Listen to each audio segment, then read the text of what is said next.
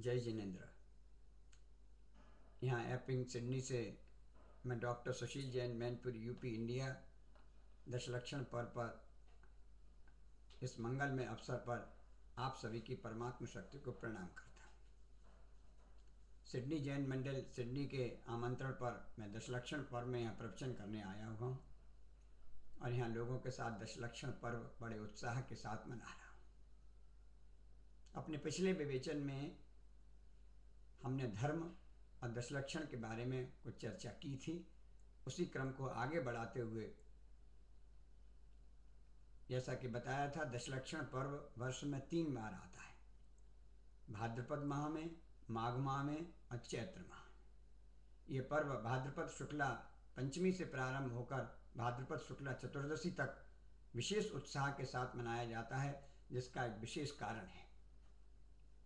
जैन मान्यता के अनुसार 6 कालों का अवसर्पणी और उत्सर्पणी काल होता है, जिसका समय 10 कोड़ा कोड़ी सागर है। एक अवसर्पणी या उत्सर्पणी के समाप्त होने के बाद प्रलय संसार में होती है और सब कुछ नष्ट हो जाता है। अभी अवसर्पणी का पंचम काल चल रहा है। इसके बाद 21,000 वर्ष का छठा काल होगा और उसके बाद जब प्रलय होगी, तो जब प्रलय होने का समय आता है तो ज्येष्ठ कृष्णा एकादशी से लेकर आषाढ़ शुक्ला 15 तक 49 दिन तक प्रलय की प्रक्रिया चलती है। 7 दिनों तक 7 प्रकार की कुवृष्टियाँ होती हैं। अत्यंत शीतल जल, क्षार जल, विष, धुआं, धूल, वज्र और अंत में जलती अग्नि के द्वारा सब संसार नष्ट हो जाता है। इस प्रलय के प्रारंभ होने से पूर्व देवगति के देव आकर संसार के प्राणियों में से कुछ जोड़ों को सुरक्षित ले जाकर विजयाद पर्वत की गुफा में छुपा देते हैं। 49 दिन की प्रलय की इस प्रक्रिया के बाद जब संसार में सब कुछ नष्ट हो जाता है, तो पुनः 7 प्रकार की सुवृष्टियाँ 7 दिन तक होती हैं। ये सुवृष्टि का क्रम श्रावण कृष्णा एकम से लेकर भाद्रपद शुक्ला चतुर्थी तक चलता है। इस प्रकार 49 दिन तक सुवृष्टि होने से संसार पर, पृथ्वी पर एक बार पुनः नए जीवन का संचार होता है। और आज का वह दिन होता है भाद्रपद शुक्ला पंचमी, जब जो विजयार्थ पर्वत में देवों द्वारा जोड़े छिपाए गए थे, वो बाहर विजयार्थ पर्वत की गुफा से आकर संसार में देखते हैं और देखते हैं संसार की नश्वरता को, संसार की स्थिति को। उससे उनके धर्म के प्रति रुचि जमती है कि हमने अपने जीवन में धर्म किया था तो हमारे प्राण बच गए। अब संसार की सृष्टि को एक बार पुनः प्रारंभ करने का उत्तरदायित्व हमारे ऊपर है। और वो बड़े धर्म के साथ, बड़े निर्मल आत्म परिणामों के साथ पूजन में, भक्ति में, भगवान के स्मरण में लग जाते हैं। इसलिए भाद्रपद मास के दशलक्षण पर्व को मनाने का बहुत है। पर्व कहते हैं गांठ को। जिस प्रकार कोई अपन रस्सी लें, अपने हाथ में सीधी रस्सी हो, उस रस्सी को अपन एक साथ खींचें तो रस्सी एक साथ ऐसी खींची जाएगी। लेकिन उस रस्सी में अपन 1-1 मीटर के बाद गांठ लगा लें, फिर उस रस्सी को खींचे तो रस्सी 1 मीटर तो खींचेगी, लेकिन जहाँ पर गांठ आएगी वहाँ पर रुक जाएगी, फिर खींचेगी, फिर गांठ आएगी तो रुक जाएगी। इसी प्रकार पर्व कहते हैं गांठ को। आचार्य कहते हैं अपने जीवन भागा दौड़ी में, अंधाकरण में, तेज प्रवृत्ति में कुछ पर्व की गांठें लगा लो। बाकी दिनों अपने जीवन को जैसे चाहो तैसे चलाना। लेकिन जब दशलक्षण की ये 10 दिन आए, कोई पर्व आए, अष्टांग का आए, पंचमेर की पूजा आए, रत्नत्रय आए, 16 कारण आए, तो ये सब पर्व हैं, गांठ हैं। इनके समय में अपन की जो जीवों की भोगों की प्रवृत्ति, राग द्वेष, विषय कषाय चल रहे थे, आचार्य कहते हैं इन दिनों में जरा अपने पाप की प्रवृत्ति कर अंकुश लगाकर, ब्रेक लगाकर आत्म परिणामों की ओर थोड़ा चिंतन करने की कोशिश करना। यही दशलक्षण पर्व का सबसे बड़ा महत्व है। दशलक्षण के इस पर्व को पर्यूषण पर्व के नाम से भी कहते हैं। पर्यूषण, परि उष्ण, परि माने चारों तरफ से, उष्ण माने गर्म, चारों तरफ से गर्म किया जाए। किसे? आत्मा को। जिन दिनों में चारों तरफ से आत्मा को गर्म किया जाए, आत्मा को तपाया जाए, उसे पर्यूषण कहते हैं। इसका दूसरा अर्थ भी निकलता है परिधान्य उषण। पर माने पर भावों से विरक्त होकर, उषण माने बैठना। कहाँ बैठना? आचार्य कहते हैं पर भावों से विरक्त होकर अपने आत्मा स्वरूप की ओर बैठने का काम जिन दिनों किया जाए, उन दिनों को पर्यूषण पर्व के नाम से जाना जाता है। एक और शब्द भी इससे मिलता जुलता है, पेज्यूषण। पेज माने राग, उषण माने जलाना। जिन 10 दिनों में अपने राग भाव को, द्वेष भाव को, कषाय भाव को, विभावों को जलाने का प्रयास किया जाए, पुरुषार्थ किया जाए, ऐसा काम किया जाए, उसे कहते हैं पेज्यूषण। एक शब्द है पर्युप शमन।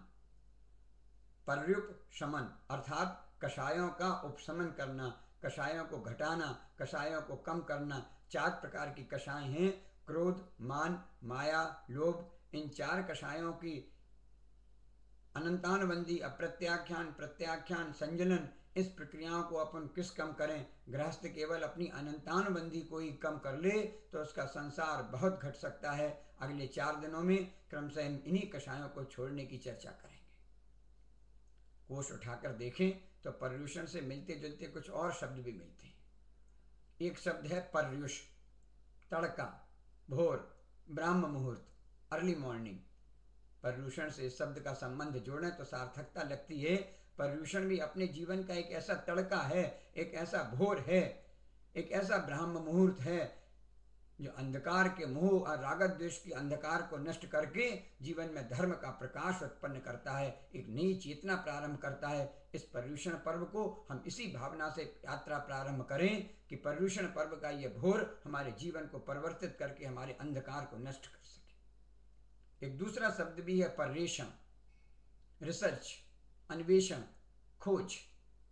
लगता है पर्यूषण पर्व के ये 10 दिन भी अपने अंतस की गहराई में उतर कुछ नया खोजने के दिन हैं, कुछ नया करने के दिन हैं, कुछ नया प्राप्त करने की कोशिश हैं, अपने आत्म कल्याण के नए नए रत्नों को सागर मंथन के द्वारा निकालने के बाहर हैं। आत्मा तो अनंत स्वभावी है, अनंत रत्न इसमें पड़े हैं, उन रत्नों को बाहर निकाल कर अपने जीवन में लाने के जिन 10 दिनों में काम किया जाए वे दिन कहलाते हैं पर्यूषण। एक शब्द और है पर्यूषण से मिलता जुलता, प्रदूषण, पॉल्यूशन।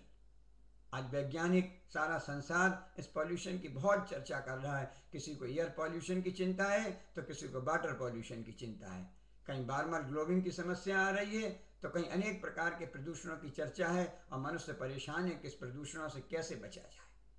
आचार्य कहते हैं इन बाह्य प्रदूषणों की चिंता करना तो ठीक है, चिंता करो, लेकिन आचार्य कहते हैं जब अपनी आत्मा के साथ जो प्रदूषण हो रहा है इस प्रदूषण की ओर भी तो कभी झांक के देखो। बाहर के प्रदूषणों की तो बहुत चिंता है, लेकिन आत्मा के प्रदूषण की किसे चिंता है? अपनी आत्मा का स्वभाव तो ज्ञानोपयोग, दर्शनोपयोग है, जानना और देखना ये स्वभाव है, लेकिन आत्मस्वरूप विभावों के कारण, राग द्वेष के कारण, कषाय के द्वारा अपने स्वभाव में न रहकर विभाव में परिवर्तित हो गई। और जब विभाव में परिवर्तित हो गई तो उसमें कहीं क्रोध है, कहीं अहंकार है, कहीं मायाचारी है, कहीं लोभ है, कहीं अवृत्ति है। इस प्रकार के अनेक विभाव प्रकट हो गए। आचार्य कहते हैं पर्यूषण के 10 दिनों में हम अपने विभाव को छोड़कर अपने आत्म स्वभाव की यात्रा प्रारंभ करें तो आत्मा में जो नाना प्रकार के प्रदूषण हैं वो प्रदूषण नाश को प्राप्त हो सकते हैं, नष्ट हो सकते हैं, और आत्मा अनंत सिद्ध भगवान की तरह अपनी सिद्धत्व, अपनी शुद्धत्व अवस्था को भी प्राप्त कर सकता है। आवश्यकता है उस ओर बढ़ने की। तो हम सबसे पहले प्रदूषण को नष्ट करने की कोशिश करें। बाहर के प्रदूषणों की तो चर्चा कर ली, लेकिन इन 10 दिनों में, आगामी 10 दिनों में हम कोशिश करेंगे कि अपने आत्मा के प्रदूषणों को कैसे मिटाया जाए। आप बर्तन में दूध गर्म करते हैं, पहले दूध कैसा होता है? शांत स्वभाव, भगवाने में हिलता नहीं, शांत रखा है। अपन गैस के बटन को, नॉब को ओपन कर देते हैं, थोड़ी देर में जब गैस की अग्नि लगती है भगवाने में दूध गर्म होने लगता है। पहले शांत था, अब थोड़ा थोड़ा हिलता है, उसमें यूं यूं कंपन होने लगता है। अब भी अगर गैस की अग्नि उसमें लगती रहे तो धीरे धीरे भगवाने में से ऊपर उठता है। अब भी अगर आपने गैस की बटन कम नहीं की, गैस कम नहीं की, तो क्या होता है? दूध भगवाने से अभी बाहर निकलने वाला है।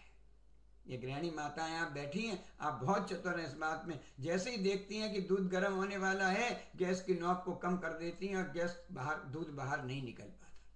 आचार्य कहते हैं बस ऐसे ही पर्यूषण के 10 दिन ये हैं। इन 355 दिनों में आत्मा में विषयों की अग्नि बहुत लग ली, और विषयों की अग्नि लगने से आत्मा जैसे दूध गर्म होकर कंपायमान होकर बाहर जाने वाला था, आचार्य कहते हैं ये आत्मा भी बाहर कहाँ, नरक और निगोद की ओर जाने की तैयारी कर रही है। अगर अब भी विषय और कषायों की अग्नि को कम नहीं किया तो निश्चित रूप से ये आत्मा पतन के मार्ग पर जाकर नरक और निगोद में चली जाएगी। इसलिए आचार्य कहते हैं विषयों की अग्नि को जैसे गैस के नॉब को, बटन को कम कर देते हो, इसी तरह विषयों